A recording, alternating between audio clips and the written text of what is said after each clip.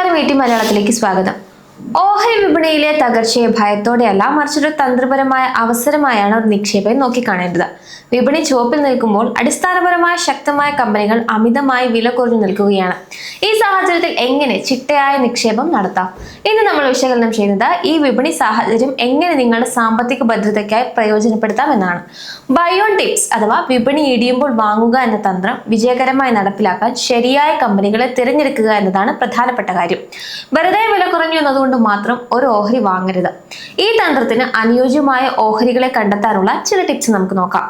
ആദ്യത്തെ പ്രക്രിയ quality filter തന്നെയാണ്. ദുർബലമായ കമ്പനികളെ ഒഴിവാക്കേണ്ടതുണ്ട്.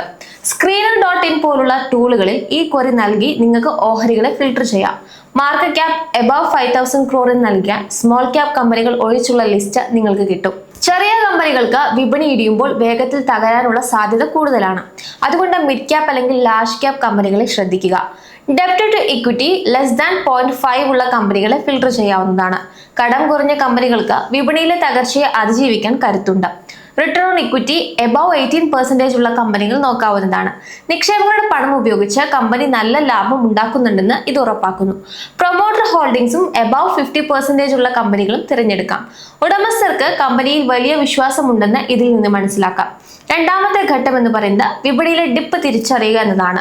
ഓരോ ഓഹരിയുടെയും ചരിത്രം പരിശോധിക്കുക. മികച്ച ഓഹരികൾ സാധാരണയായി ചില സാഹചര്യങ്ങളിൽ ഡിസ്കൗണ്ട് ലഭിക്കും. ഒരു സാധ്യത മാർക്കറ്റ് കറക്ഷൻ തന്നെയാണ്. മൊത്തം വിപണി 5 മുതൽ 10% ഇടിയുമ്പോൾ മികച്ച ഓഹരികളും ഇടിയാറുണ്ട്. ഇതാണ് വാങ്ങാൻ പറ്റിയ ഏറ്റവും നല്ല സമയം. ഇന്ന് നിഫ്റ്റി 50 ഓഹരികളിൽ 45 ഓഹരികളും ഇടിവിൽ തന്നെയാണെന്ന് നിങ്ങൾ ശ്രദ്ധിച്ചിട്ടുണ്ടാകും. സെക്ടറൽ കറക്ഷൻ ശ്രദ്ധിക്കുക എന്നുള്ളതാണ് അടുത്തത്. IT മേഖലയിലോ ബാങ്കിംഗ് മേഖലയിലോ FMCG മേഖലയിലോ ഒക്കെ താൽക്കാലികമായി പ്രശ്നങ്ങൾ ഉണ്ടാകുമ്പോൾ ആ സെക്ടറിലെ മികച്ച ഓഹരികളും താഴേക്ക് വരും. ടെക്നിക്കലായും നോക്കാവുന്നതാണ്. ഒരു ഓഹരി അതിന്റെ 200 മൂവിംഗ് ആവറേജിലേക്ക് എത്തുമ്പോൾ അവിടെ ഒരു സപ്പോർട്ട് ലഭിക്കാറുണ്ട്. അതൊരു എൻട്രി പോയിന്റ് ആയി കണക്കാക്കാം. വിപണി ഇടിയുമ്പോൾ മാത്രം വാങ്ങാൻ പറ്റിയ ഫണ്ടമെന്റലി ശക്തമായ ചില ഓഹരികൾ ഉദാഹരണം നോക്കാം. ഇവിടെ പറയുന്ന ഓഹരികൾ നിങ്ങൾ സ്ക്രീനറിൽ പോയി അനലൈസ് ചെയ്യുന്നതിന് വേണ്ടിയാണ് പറയുന്നത്. ഒരിക്കലും ബൈ റെക്കമെൻഡേഷനായി സ്വീകരിക്കരുത്. IT സെക്ടറിൽ TCS, HCL ടെക്നോളജീസ് എന്നീ കമ്പനികൾക്ക് വൻ ക്യാഷ് റിസർവ് ഉണ്ട്. ഇതൊരു പോസിറ്റീവായിട്ട് കണക്കാക്കാം. ബാങ്കിംഗ് മേഖലയിൽ ഏറ്റവും NPA കുറഞ്ഞ HDFC ബാങ്ക്, ICICI ബാങ്ക്, അതുപോലെ പൊതുമേഖലാ ബാങ്കായ SBI പോലുള്ള ബാങ്കുകൾ പരിഗണിക്കാം. ഏത് വിപണി തകർച്ചയിലും ബിസിനസ് നിലനിൽക്കുന്നവരാണ് FMCG സെക്ടർ. ഇവിടെ ഹിന്ദുസ്ഥാൻ യൂണിലിവർ, ITC, നെസ്ലെ പോലുള്ള കമ്പനികൾ ശ്രദ്ധിക്കാവുന്നതാണ്. ഇൻഫ്രാസ്ട്രക്ചർ മേഖലയിലേക്ക് വരുമ്പോൾ നീണ്ട കാലത്തേക്ക് ഓർഡറുകളുള്ള ലാർസൻ ആൻഡ് ട്യൂബ്രോ പോലുള്ള കമ്പനികൾ നോക്കാവുന്നതാണ്. ഒരു നിക്ഷേപകൻ എന്ന നിലയിൽ നിങ്ങൾ ചെയ്യേണ്ടത് ഒരു വാച്ച് ലിസ്റ്റ് ഉണ്ടാക്കുക. മുകളിൽ പറഞ്ഞ ഫിൽട്ടറുകൾ ഉപയോഗിച്ച് ഒരു 10 നല്ല ഓഹരികളുടെ ലിസ്റ്റ് തയ്യാറാക്കുക. അലേർട്ട് സെറ്റ് ചെയ്യുക. നിങ്ങളുടെ ട്രേഡിംഗ് ആപ്പിൽ ഈ ഓഹരികളുടെ വില 5 മുതൽ 10% താഴെ പോയാൽ അറിയിപ്പ് ലഭിക്കാൻ സെറ്റ് ചെയ്യുക.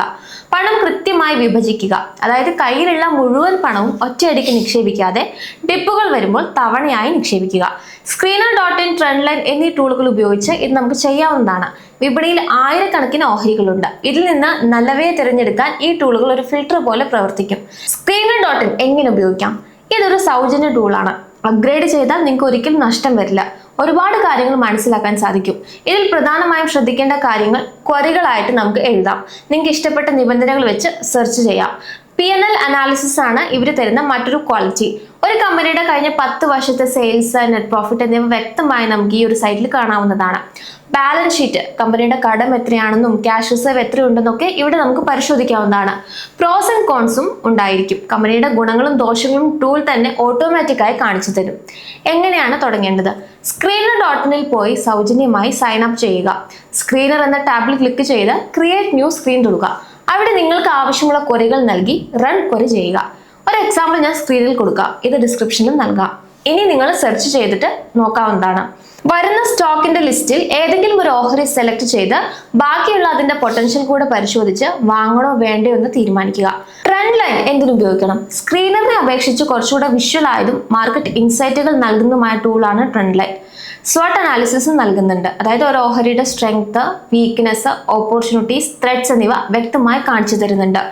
ഫോർകാസ്റ്റർ ആണ് മറ്റൊരു പ്രത്യേകത. അതായത് ഓഹരിയുടെ ഭാവി പ്രകടനം എങ്ങനെയായിരിക്കുമെന്ന് അനലിസ്റ്റുകളുടെ അഭിപ്രായങ്ങൾ വെച്ച് പ്രവചിക്കാൻ ട്രെൻഡ് ലൈൻ സഹായിക്കുന്നുണ്ട്. റെഡ് ഫ്ലാഗുകൾ എന്തൊക്കെയാണെന്ന് കാണിച്ചിരുന്നുണ്ട്. അതായത് ഓഡിറ്റർമാരുടെ രാജി, പണയപ്പെടുത്തിയ ഓഹരികൾ എന്തെങ്കിലും ഉണ്ടെങ്കിൽ അങ്ങനെയുള്ള മുന്നറിയിപ്പുകളൊക്കെ പെട്ടെന്ന് തന്നെ ഇവർ അറിയിക്കുന്നുണ്ട്. നിക്ഷേപകർക്കുള്ള ഒരു ഉപദേശം എന്നുള്ളത് ആദ്യം ഒരു കമ്പനിയെ കുറിച്ച് കേൾക്കുമ്പോൾ തന്നെ അത് വാങ്ങാതെ Screener.in കയറി ആ കമ്പനിയുടെ പേര് സെർച്ച് ചെയ്യുക. ചില ചെക്ക് ലിസ്റ്റ് നോക്കാം. 5 വർഷമായി ലാഭം കൂടുന്നുണ്ടോ, പ്രൊമോട്ടർ ഓഹരികൾ പണയം വെച്ചിട്ടുണ്ടോ, കടം കുറവാണോ, ഈ 3 കാര്യങ്ങൾ മാത്രം നോക്കിയാൽ തന്നെ പല മോശം ഓഹരികളിൽ നിന്നും നിങ്ങൾക്ക് രക്ഷപ്പെടാം. വിപണി ഇടിയുമ്പോൾ ഭയന്ന് വിൽക്കേണ്ടതില്ല. എന്നാൽ നല്ല ബിസിനസ് മോഡലുള്ള കമ്പനി പെട്ടെന്ന് താഴേക്ക് വരുമ്പോൾ അത് വലിയൊരു സെയിലായി കണ്ട് വാങ്ങുന്നവനാണ് യഥാർത്ഥ നിക്ഷേപകൻ.